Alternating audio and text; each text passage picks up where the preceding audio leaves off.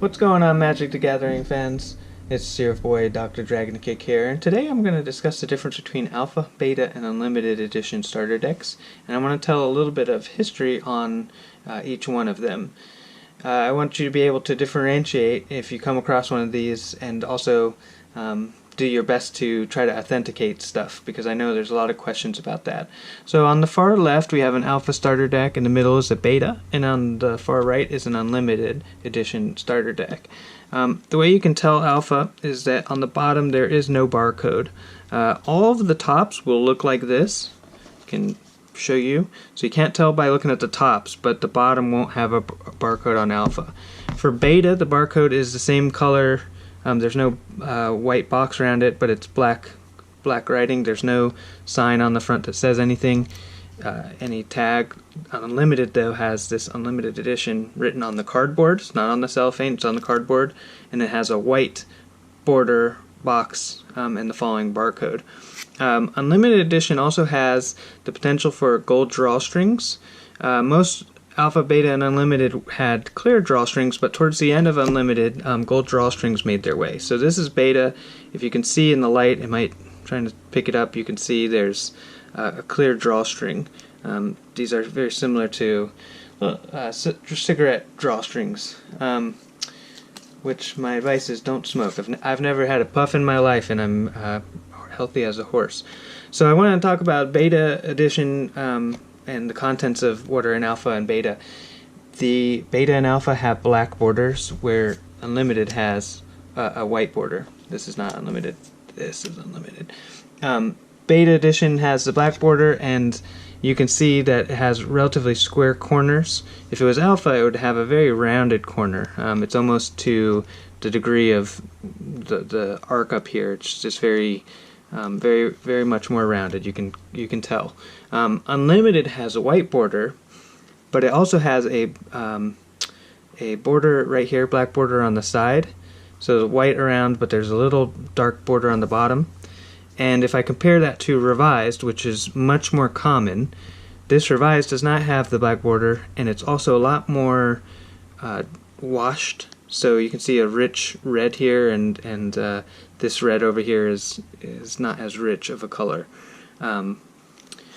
So a little bit about the numbers and where these came from, the provenance. So this is a Alpha starter deck that was originally at Origins, which happened in Fort Worth, Texas, in July of 1993. That was the first time that Alpha was publicly available. It actually was not purchased right away there, and then it ended up being on Gen Con in 1993 in August, which took place in Wisconsin that year. And it was purchased there, and purchased from me from the CEO of Hasbro Games at the time. So kind of a neat little piece. What I would say about the difference between them, and a couple ways you can check the authenticity, it's very hard without actually opening it, but the first thing you want to do when you buy one of these is, first thing is just give it a shake test. If it sounds like the cards are separate inside, that's your first sign that there's something wrong with it. Secondly, all of these decks, when you go to one of the sides, they should have a piece of, it's almost really hard to see. There's a piece of what looks like tape inside. It's like the inner seal. Maybe my Alpha will show it a little bit better. You can see the line here. That every single one that I've ever come across that is authentic, it's on this side. Actually, this is probably the best way to see it. It's like a little less than the size of a regular tape, but all of them have it going vertical up and down, and I look for that because it's easy to fake the wrapping, but this is a particular feature of it. So you'd probably do that. You don't want to shake it too hard to potentially ruin these things. So a little bit about the numbers. I wanted to discuss how rare Alpha is, and Beta and Unlimited. So Alpha, when it was printed, the company didn't know that it was going to be such a big success, so they printed 2.6 million cards. Now, it seems like a lot of cards, but that equivalates to is about 1,100 rares of each rare. So there's only 1,100 Black Lotuses that were ever printed in the alpha. Alternatively, beta was about 3 times larger, and then unlimited was 40 million printed. So beta had 7.3 million estimated print run, beta had 40 million. What that means is that rares in beta, such as a Black Lotus, were actually printed more than commons like Howl from Beyond or Lightning Bolt in alpha. So the alpha is extremely rare, and beta is somewhere in the middle, of course. There's also another component which people don't understand about revised. This is a revised starter, revised booster box. And one thing about revised is that there was estimated at 500 million. That's 1/2 of a billion cards printed of revised. Now they don't contain the P9, but they do possibly contain dual lands in there, which is, you know, as good as you can get, because they are very rare and on the list for not reprinting them. But my point is that if 1 million people got together, they could all open up almost one of these. These only have 540 cards in them. So 500 million, doing the math, like there is a ton of these things printed. Now there was a ton of these things opened up, and I am one of those people that opened a lot of these up. What else to say? So a little bit about the contents in each. I might have mentioned, but there should be 2 rares, there should be 14 uncommons, and then a rule book, and then there should be 44 commons in each of these. Now, beta and unlimited were off of a print sheet that were collated via a semiconductor machine. There was technology that was built right after Alpha. Cartamundi put it together. They're from Belgium, and they were able to collate and figure out how to put a certain amount of rares with a certain amount of uncommons with a different amount of commons. And before that, though, is Alpha was hand-packed. So they'd cut a big gold sheet of Alpha, and they would have to hand-pack, put the rares together, and in both the starter decks and the packs. And then, so often you will see various Alpha cards from different rows or columns on the purported print sheet. Now, at the time, and a lot of people have talked about this, but beta has actually 121 rares, and 3 of them are islands, like basic islands, which would be a bummer to open. Now, Alpha, the employees at Wizards of the Coast, even though they hadn't gotten too many lands out, were told not to put those islands in the rare sheet. So I've never heard of it getting pulled. Somebody else out there may have, but I would say that it would be extremely rare.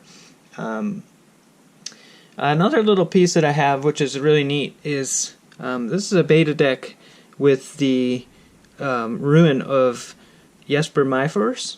And Jesper was the director of art at Wizards of the Coast back in 1993. So his job was to assign the artist their role, and he'd basically have a call with them and say, hey, here are the names of the cards. He wouldn't tell anything but the names and the colors, like, okay, there's a red card, and we'll call it Wall of Stone. And then the person who would be on the call, in this case it was Dan Fraser, would say, hey, I'll take that one, I have an idea for it. That's how that process took place in the way beginning.